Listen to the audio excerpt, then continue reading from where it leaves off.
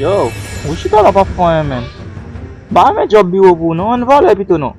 Ou che, vole ate kabou, vole ate kabou pwede map di sa Pas nan. men chita ou wè fesin tou red nan. Ouais, bon nou. Le ma pas. Lo ate gate nan vole.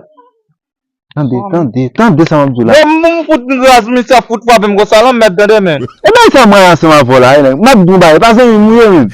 Ou chan bay moun bon ko se yo men. Ou chache vie bay la, ou sa fo ba di nou ay volon bay pito men. Mou kabitan la, e de kabitan ma paravoy. Kabrit pitit zemen, pitit salsi boz. E dakas.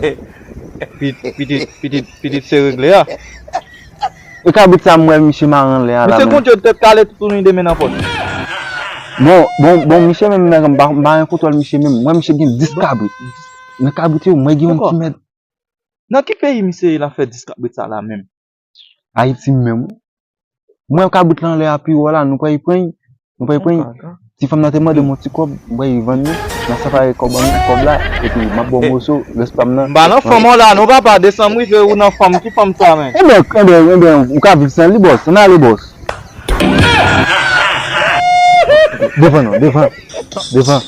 Devan. Ou kon se ki fit mafya ven bale.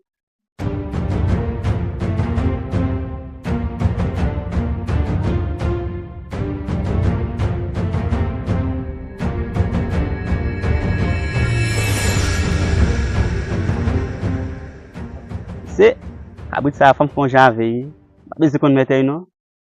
Pasi mouman de som nan la moun raz, fam kon janve kante yi.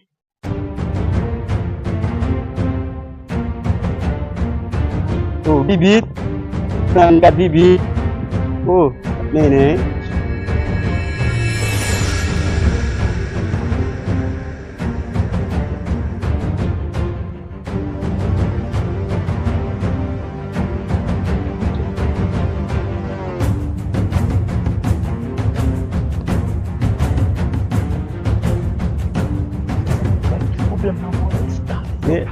Mon janve kante yi. Gade la, gade ti bibit. Anale. Temi si yon sou. Anale. Hey, come to me. Yo, kolo to da ka, sa fwe. E de chante pale. Modo kolo to ka. Mas os que é isso, esse?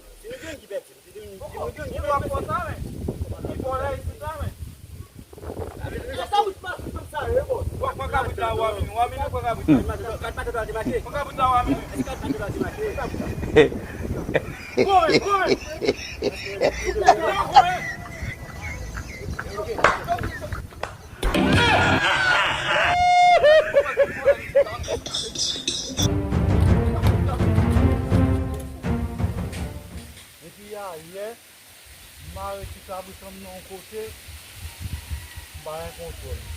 Mwen ti moun yon nan cheti san mi mwa mwen, yo pa. Jodi asin bazi le, chwe map chwe.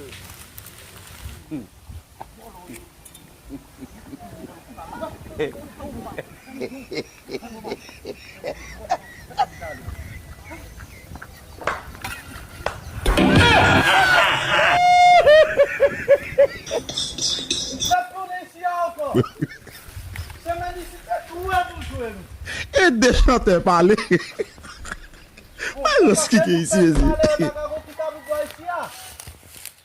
Bom, vai contar casa clã o apo. Não é um tico, um